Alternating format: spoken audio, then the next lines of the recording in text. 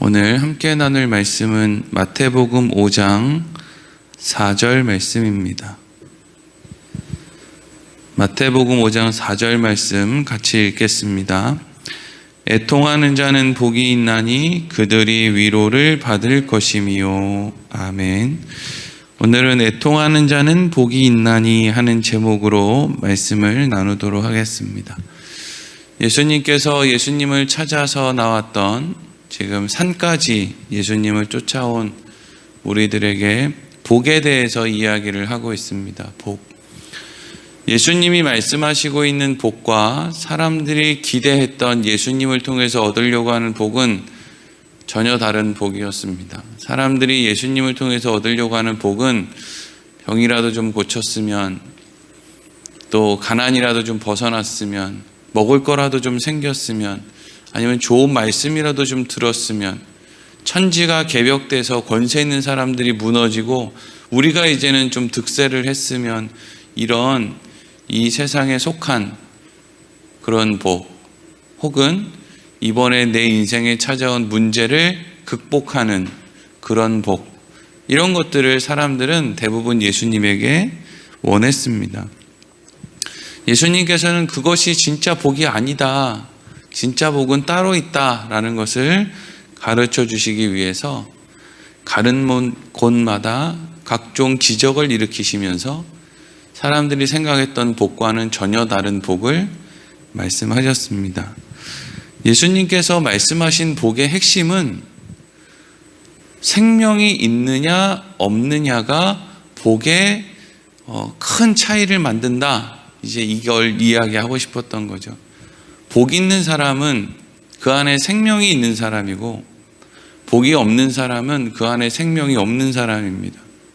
그래서 생명이 있는 사람은 마치 생명이 있는 나무가 햇빛도 그에게 양분이 되고, 비도 그에게 양분이 되고, 태풍이 와도 그것이 그에게 양분이 되는 것처럼, 생명이 있는 나무는 어떠한 환경에서도 그것이 양분이 되어서 자란단 말이죠. 이게 복 있는 사람의 핵심입니다. 생명이 없는 나무, 생명이 없는 나무는 나무가 햇빛이 비치면 마르고요, 비가 오면 썩고요, 폭풍이 불면 날아갑니다. 이게 생명 없는 나무의 특징이죠. 그래서 예수님께서는 무리들에게 생명 있는 사람은 복이 있다, 그래서 그 생명을 가지고 어떠한 환경이든지 간에, 그 사람이 부유하든 그 사람이 가난하든 병이 있든 없든 어떠한 환경을 가지고서도 하나님께로 나오는, 하나님이 인도하는 대로 나아가는 사람은 복이 있다라고 말씀을 하고 계신 것이죠. 어제에 이어서 오늘 말씀은 사실 어제 마음이 가난한 사람, 심령이 가난한 사람과 오늘 말씀인 애통하는 자는 사실 연결이 됩니다. 그래서 이 3절과 4절 말씀이 사실은 한 덩어리로 보는 것이 더 옳습니다. 그러니까 심령이 가난한 사람은 천국이 저희 것이다, 그리고 심령이 가난한 것과 비슷한 애통하는 사람은 하나님이 위로한다, 이걸 연결하면 심령이 가난한 사람도 하나님이 위로해 주신다라는 것까지 이제 이어진다는 것이죠. 우리 다시 한번 마태복음 5장 4절을 읽어보겠습니다. 시작. 애통하는 자는 복이 있나니 그들이 위로를 받을 것이미요. 아멘. 자, 여기서 애통한다라는 것은 슬퍼하는 걸 말하는데, 죽은 사람을 위해서 슬퍼하는 걸 얘기합니다. 근데 죽은 사람을 위해서 슬퍼하는 게 왜 복이냐? 죽은 사람 위해서 슬퍼 안 하는 사람이 어디 있어요? 가까운 사람이 죽으면 다 울고불고 섭섭해하고 막 그렇게 하는 게 당연하죠. 여기에서 애통하는 자가 복이 있다고 할 때 죽은 자에 대한 슬픔은 자기 자신의 죽음에 대한 슬픔이에요. 그러니까 여기에서 자기 자신에 대한 슬픔이라는 것은 자기 자신의 육신의 죽음을 말하는 게 아니라 자기 자신의 어떤 한계, 내가 할 수 있는 것이 없구나, 내 뜻이 온전하지 못하구나, 내가 자식 잘못 키웠구나, 내가 결혼 잘못했구나, 내가 목회를 평생 잘못했구나, 헛살았구나 라고 하는 그런 고백이 내가 나의 죽음에 대해서 슬퍼하는 거예요. 나 잘못 살았다 이거죠. 그러니까 이것은 심령이 가난한 사람과 애통하는 사람은 사실 한 덩어리로 묶여있는 아주 비슷한 마음의 감정을 이야기하는 거죠. 그래서 어제 우리가 예를 들어서 다윗 이야기를 할 때 다윗이 뭐 다른 사람들 앞에 우쭐대고 다른 사람은 막 정죄할 정도로 막 가르칠 정도로 그렇게 우쭐댔지만 결국에는 본인이 어떤 죄를 짓는지도 모르고 본인이 이제까지 정죄했던 사람들보다 더 큰 죄를 본인이 짓고 있는 것을 본인이 깨달았을 때 그의 마음에 상한 심령이 생겼고 결국 하나님 앞에 나아갈 수 있었던 거 아니겠습니까? 자, 오늘 본문의 말씀, 애통하는 자가 복이 있다, 그래서 그들이 위로를 받았다 라고 하는 말씀에 대해서는 우리가 예수님의 제자 베드로에 대해서 생각해 보면 애통하는 자가 무엇이고 또 위로를 받는다는 게 무엇인지에 대해서 조금 더 쉽게 알 수 있습니다. 예수님의 제자 가운데 베드로라고 하는 사람이 있었는데 이 사람은 성격이 급하고 나서기를 좋아하는 그런 사람이었습니다. 예수님과 함께 공생의 기간을 보내면서 여기저기 같이 다닐 때마다 앞장서서 본인이 그냥 예수님 앞에 잘 보이려고 가깝게 지내려고 이런저런 얘기도 하고 했던 사람이죠. 예수님의 공생애가 점점 이제 끝나갈 때, 그래서 예수님의 발걸음이 점점 예루살렘에 가까워질 때, 사실 예루살렘에 예수님이 가시는 이유는 십자가를 위해서 가시는 거였는데 베드로는 예수님이 이제 왕국을 이루겠다, 한 자리 주시겠다라는 생각이 들었다는 것이죠. 그래서 점점 예수님 앞에 나가서 큰 소리도 치고 막 가르치려고도 하고 막 그랬다는 거예요. 이상하게 신앙생활을 할 때 교회 오래 다닌 사람, 믿음 생활 오래 한 사람들은요, 자꾸 다른 사람을 가르치려고 하고, 그리고 심지어는 하나님을 가르치려고 해요. 요즘에 유튜브 방송 보면 하나님 가르치려는 사람들이 너무 많은데 혼나요. 혼나. 하나님 가르치려고 하면 하나님이 분명히 보여줘요. 너는 한 치 앞도 알 수 없는 인생이라는 걸 반드시 가르쳐줘요. 우리가 어떻게 하나님을 가르칩니까? 근데 우리는 막 하나님 이러면 되겠습니까? 나라가 이렇게 분단이 되면 되겠습니까? 돼야 되니까 되겠지. 네? 그게 뭐 분단이 된다고 뭐 더 잘 살고 안 된다고 덜 살고 뭐 이런 것도 아니잖아요. 우리는 그냥 한 치 앞도 모를 뿐이에요. 근데 베드로가 예수님이랑 같이 이제 1년 살고 2년 살고 3년 살고 이러니까 아주 그냥 점점 더 그냥 자기 생각이 막 여기까지 올라가서 이렇게 하는 거예요. 여러분, 다른 사람의 인생에 이렇게 신앙생활해라 저렇게 신앙생활해라 하지 마세요. 다 달라요. 다 다르게 목회하고, 얼마 전에 어떤 목사님이, 얼마 전에 돌아가신 목사님인데, 목사들이 목회를 열심히 안 하니까, 목사들이 기도를 열심히 안 하니까 맨날 개척교회에서 못 벗어나는 거 아니냐, 이런 식의 이야기를 해서 공분을 샀는데, 그 이야기는 반대로 뒤집으면 내가 목회를 이렇게 많은 사람들이 모이는 교회를 이룬 것은 다 내가 한 거다, 요 얘기잖아요. 난 자격 없는데 하나님이 만들어 주신 것이다, 이런 고백이 없는 거예요. 내가 기도 많이 한 그 열심히 나를 이렇게 만들었다는 거예요. 잘못된 생각이에요.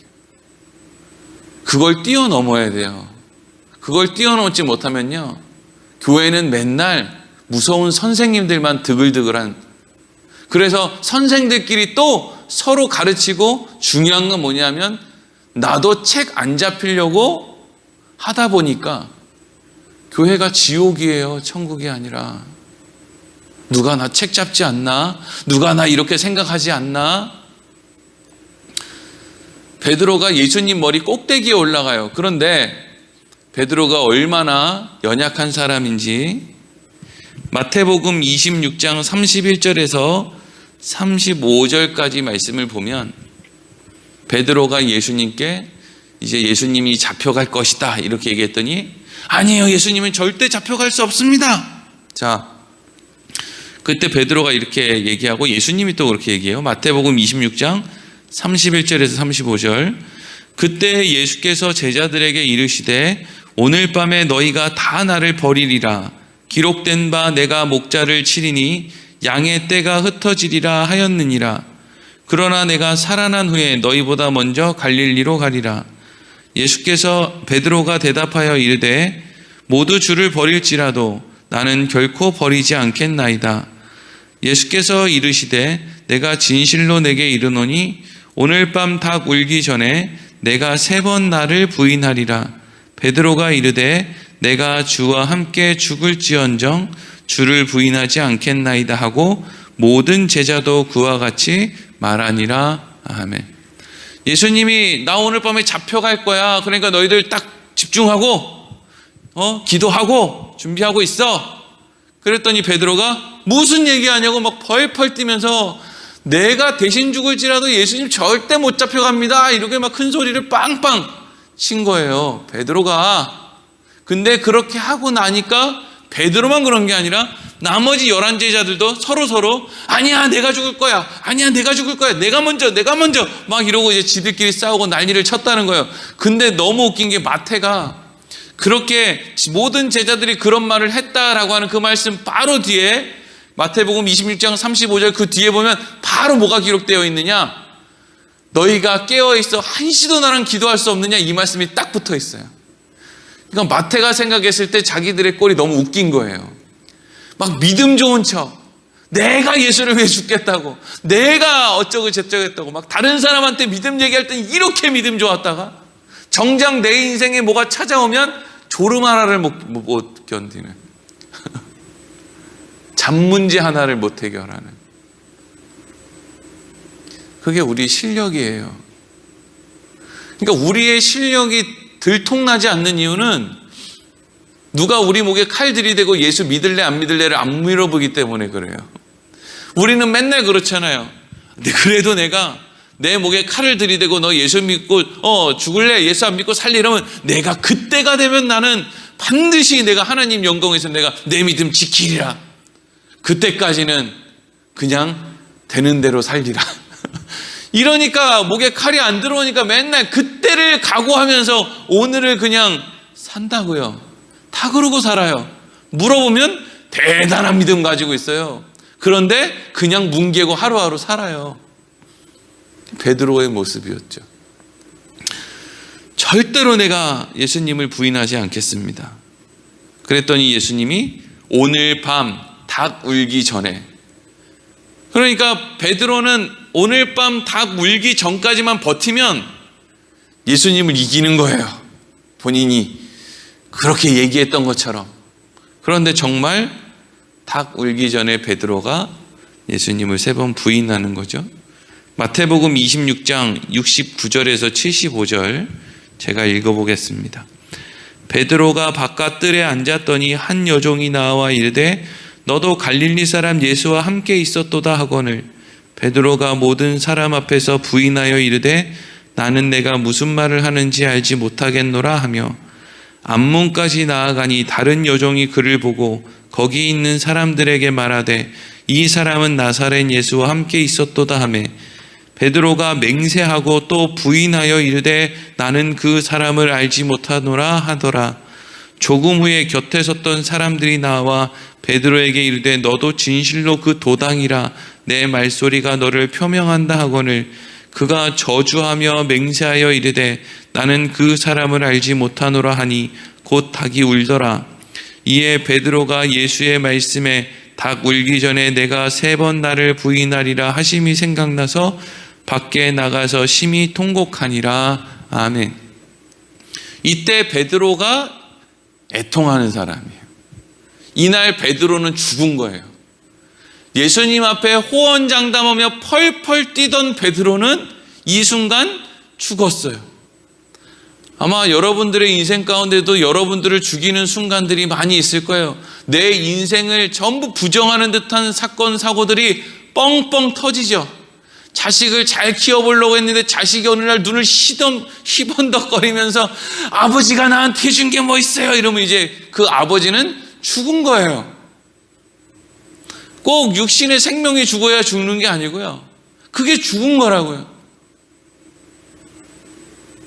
인생이 내 힘으로 뭔가를 이루었다고 하는 것이 내가 그렇게 열심히 쌓은 공든탑이 하루에 와르르 무너져요. 근데 이게 누구 때문에 무너졌는지 곰곰이 생각해 보면 그게 나 때문이라는 거예요. 그래서 내가 죽는 거예요. 그래서 나의 죽음, 그걸 두고 애통하는 거죠. 그런데 그렇게 나의 죽음에 애통하는 그 마음을 하나님 모르는 사람들도 뭐 그런 거 경험할 수 있겠죠. 자식들이 막 대들고 이러면 화가 나니까 그런 마음, 아이고 내가 저놈을 낳고 어쨌네 이렇게 할 수 있겠죠. 근데 생명 있는 사람은 그렇게 자기 자신의 죽음 때문에 애통하는 마음을 가졌을 때 하나님이 어떻게 해주신다는 거예요? 위로해 주신다는 거죠. 자, 그러면 이제 예수님이 말씀하시는 위로는 도대체 뭐냐? 예수님께서 베드로가 그리고 다른 제자들이 예수님을 부인할 것이다 라고 하는 말씀을 하실 때 미리 위로할 것을 말씀하시죠. 그게 뭐냐 하면 내가 부활한 다음에 니들이 나 다 팔아먹고 그리고 나서 나 죽은 다음에 내가 부활하면 니네들 전부 갈릴리로 와. 이렇게 얘기하시죠. 갈릴리로 오라고. 예수님이 제자들 갈릴리로 왜 오라고 했을까요? 여러 가지 이유 가운데 하나는 예수님이 뭘 차려줘요? 아침밥 차려줘요. 맛있는 음식으로 아침밥을 차려주세요. 베드로는 예수님을 3번이나 부인하고 저주하고 맹세까지 했는데 그 베드로가 죄 지을 걸 뻔히 알면서 예수님은 갈릴리로 오라고 미리 말씀하신 거예요. 베드로가 예수님 3번 부인하기 전에 갈릴리로 오라 그랬다고요. 그리고 거기에 예수님의 제자들이 다 모였을 때 조반을 차려주시며 생선을 구워주시며 떡을 나눠주시며 베드로에게 이야기하죠. 이게 예수님의 위로예요. 제가 읽어볼게요. 요한복음 21장 12절에서 17절입니다. 예수께서 이르시되 와서 조반을 먹으라 하시니 제자들이 주님이신 줄 아는 고로 당신이 누구냐 감히 묻는 자가 없더라. 예수께서 가셔서 떡을 가져다가 그들에게 주시고 생선도 그와 같이 하시니라. 이것은 예수께서 죽은 자 가운데서 살아나신 후에 3번째로 제자들에게 나타나신 것이라. 그들이 조반 먹은 후에 예수께서 시몬 베드로에게 이르시되 요한의 아들 시몬아 내가 이 사람들보다 나를 더 사랑하느냐 하시니 이르되 주님 그러하나이다. 내가 주님을 사랑하는 줄 주님께서 아시나이다. 이르시되 내 어린 양을 먹이라 하시고 또 2번째 이르시되 요한의 아들 시몬아 내가 나를 사랑하느냐 하시니 이르되 주님 그러하나이다. 내가 주님을 사랑하는 줄 주께서 아시나이다. 이르시되 내 양을 치라 하시고 3번째 이르시되 요한의 아들 시몬아 내가 나를 사랑하느냐 하시니 주께서 3번째 내가 나를 사랑하느냐 하심으로 베드로가 근심하여 이르되 주님 모든 것을 아시오매 내가 주님을 사랑하는 줄을 주님께서 아시나이다. 예수께서 이르시되 내 양을 먹이라. 아멘. 예수님이 베드로에게 3번 연속해서 물어요. 네가 나를 사랑하느냐고. 제일 처음에는 네가 이 사람들보다 이것들보다 나를 더 사랑하느냐? 라고 물으시고 그 이후로는 그냥 네가 나를 사랑하느냐? 라고 물어요. 그리고 그러면 네가 내 양을 좀 먹여라. 내 양을 치라. 내 양을 먹이라. 이렇게 얘기를 하시죠. 여러분 이 얘기는 전제가 깔려 있어요. 무슨 전제가 깔려 있냐면 예수님이 지금 십자가에서 죽으신 이후에 살아나셨다. 그걸 통해서 하나님이 우리를 향한 사랑을 확증하셨다라고 하는 전제죠. 그러니까 예수님이 지금 베드로에게 네가 나를 사랑하느냐라고 물으시는 것은 그 앞에 나는 너를 사랑해서 지금 죽었다가 다시 부활했다. 내가 너를 사랑하는 건 의심할 여지가 없다. 이거보다 더 사랑할 수는 없다. 그런데 너는 나를 사랑하니? 이렇게 된 거예요. 그러니까 예수님을 3번이나 부인하고 저주하고 맹세한 이 베드로는 쭈뼛쭈뼛거렸지만 어쨌든 그래서 자기가 닭 3번 울기 전에 나를 부인할 것이다. 아닙니다. 라고 하는 그런 어떤 상황이 전에 있었지만 베드로는 그럼에도 불구하고 언제 또 예수님을 부인할 수 있을지 없을지도 모르지만 하여튼 지금 이 순간에는 내가 예수님 사랑합니다 라고, 나중에는 이제 막 민망하니까 주님께서 아십니다 라고 이야기를 하죠. 그랬더니 예수님이 뭐라고 했다고요? 내 양을 먹이라 했다고요. 그러니까 여러분, 여기서 예수님이 베드로에게 또 제자들에게 너희는 내 양을 먹여야 된다, 내 양을 쳐야 된다 라고 말씀하신 것은 하나님이나 예수님이나 성령님이 뭐 능력이 없어서 야, 내가 너를 위해 죽었으니까 너 나 위해서 이것 좀 해줄래? 나 이제 너무 이제 십자가에서 너무 힘들어가지고 나 팔도 아프고 허리도 아프고 목도 디스크가 오고 이래가지고 나 이제는 나 뭐 아무것도 못하겠어. 그러니까 이제 내가 너희를 위해 대신 죽었으니까 니네들이 내일 좀 대신 해줄래? 라는 말이 아니죠. 베드로에게 일을 맡기는 것보다 더 답답한 일이 하나님에게 있겠습니까? 우리에게 무슨 일을 맡기는 것처럼 답답한 일이 하나님께 있겠습니까? 하나님이 직접 하시는 게 훨씬 편하지. 여러분, 손주들한테 설거지 한번 시켜보세요. 내가 하는 게 속 편하지. 그거 시켜놓으면 주방이 물바다가 됩니다. 그릇은 반쯤 깨져 있고 금가 있고 이 다 나가 있고. 한번 해보세요. 한 6살, 7살짜리들한테 설거지 한번 해보는. 아니, 6살이고 그냥 여러분들 신랑이나 아들내미들한테 한번 하라 그러세요. 금이 쫙쫙 가고 앓느니 내가 하지, 앓느니 죽지 이러고 내가 한다고요. 그러면 도대체 왜 예수님은 본인이 하는 게 훨씬 편하고 더 많은 일을 할 수 있는데 왜 베드로에게 그런 일을 굳이 양을 먹이라 치라는 이야기를 하십니까? 그게 위로예요. 위로. 집 나갔던 자식이 집에 돌아와 가지고요 쭈뼛쭈뼛 거리겠죠. 지도 양심이라는 게 있으니까. 엄마들은 자식이 밖에 나가서 그냥 사고치고 돌아왔을 때 가장 사랑을 표현하는 게 뭐죠? 밥 먹어 이거죠. 밥 먹어. 그러면 이제 자식들이 그냥 모자란 게 있다고 또 꾸역꾸역 또 먹으러 나오잖아요. 또 그래가지고 그냥 와가지고 그냥 엄마가 끓여준 된장찌개 또 이렇게 해서 밥을 먹어요. 그냥 그거 먹으면 그냥 화해가 되는 거예요. 그게 위로죠. 밥 먹으면 위로예요. 근데 아버지들은요 어떻게 위로를 주냐면은 야, 신발 정리 좀 해 이러면 끝나는 거예요. 이게 뭐예요?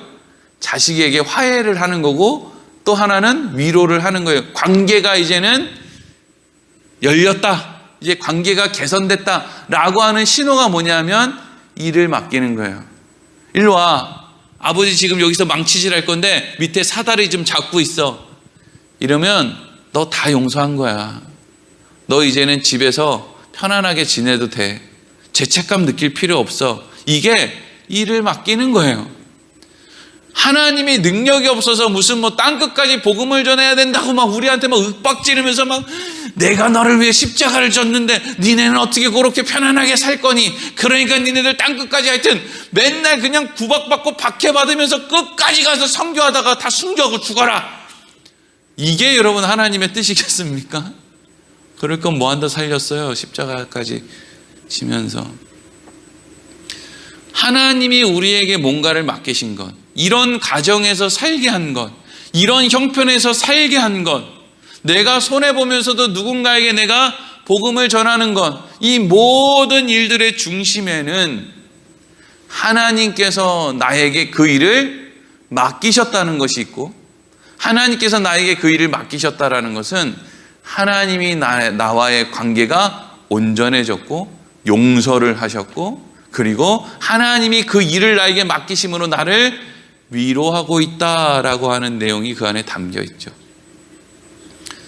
여러분, 우리 인생 가운데 모든 일들은 기쁨과 행복으로 하는 것이지, 이거 안 하면 나 지옥 갈지도 몰라 이런 식으로 가면은요 하나님은 속상한 거예요. 누가 너 지옥 가는 걸로 공갈쳐서 너 일 시키려는 게 아니고, 네가 지금 어떤 일을 하고 있다라는 것이 네가 하나님과 온전한 관계를 맺고 있다라는 것을 늘 증거로 삼아서 안심하며 살으라는 거죠. 왜냐하면 우리는 너무나 부족해서 하루에도 몇 번씩 죄를 짓고 감정 기복이 이렇게 심하니까 하나님이 나 버리시는 거 아닌가? 하나님이 나 같은 사람 사랑하실까? 이거 뭐 문제 있는 거 아닌가?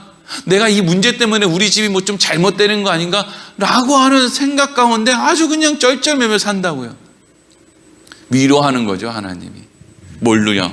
내 양을 먹이라, 내 양을 치라 하는 그 일을 맡기심으로 안심해라. 나는 너와 관계를 온전하게 맺어놨다 라고 하는. 그러니까 내가 그런 고민을 한다라는 것은 내가 그 고민을 통해서 어떻게 저 사람한테 도움을 줄까 라고 하는 생각을 하는 요 동안에 늘 생각을 하는 거죠. 내가 이런 생각을 하는 거 보니까 나랑 하나님 관계는 좋은 거구나. 근데 나 때문에 좋은 게 아니라 나같이 별 볼 일 없는 사람에게 이런 일을 맡기신 하나님의 은혜 때문에 나와 하나님 관계는 좋은 거구나. 그게 우리에게는 위로라는 거예요. 그래서 애통하는 사람은 복이 있는데 하나님이 위로해요. 모든 교회와 모든 하나님의 일은 애통하는 마음을 경험한 사람이 하는 거예요. 저 잘난 맛에 하는 게 아니고요. 그래서 누가 어려움을 당하면 맞아, 난 근데 너보다 더 못난 이였어. 그 애통해본 사람이 그런 감정을 느끼는, 난 너보다 더 문제투성이었어. 어떻게 베드로가 이방 사람을 욕할 수 있어요? 애통해본 경험이 있는데. 그러니까 베드로가 이방 사람에게 가서 복음을 전할 수 있는 거예요. 고넬료에게 가서 복음 전하죠. 무두장이에게 가서 복음 전하죠. 원래 안 되는 건데 그 사람들은 별 볼 일 없어, 안 돼, 이렇게 해야 되는 건데 생각해 보니까 내가 더 별 볼 일 없다라는 걸 아는 거예요. 그게 애통해 본 거거든요. 그래서 애통해 본 그리스도인, 애통해 본 목사들은 사실 할 말이 없어요. 이건 이렇게 해라, 저건 저렇게 해라 할 말이 없고 그냥 할 말은 힘내세요. 응원밖에는 할 수 있는 게 없어요. 속상한 거 아는데 이건 이렇게 해서 이렇게 됐다, 저건 저렇게 해서 저렇게 됐다. 어떻게 그런 얘기를 합니까? 내가 애통했는데, 내가 죽는 경험을 내가 했는데 어떻게 누구를 가르쳐서 살릴 수 있겠어요? 내가 내 힘으로 안 되죠. 응원하는 거예요. 양 먹이기나 하고 응원이나 하고 힘내라고 하고 난 너보다 더 못난이었다라고 또 힘 주기도 하고, 그거죠. 뭐 그렇게 할 때 그것이 나에게 하나님이 주시는 위로구나, 그런 일을 할 수 있음이 위로구나, 좋은 관계를 이미 맺은 거구나 라는 것을 우리가 확인하게 된다 하는 것이죠. 늘 우리 안에 있는 이 나에 대한 애통한 마음을 가지고 하나님의 위로 가운데 살아가길 소망합니다. 기도하겠습니다.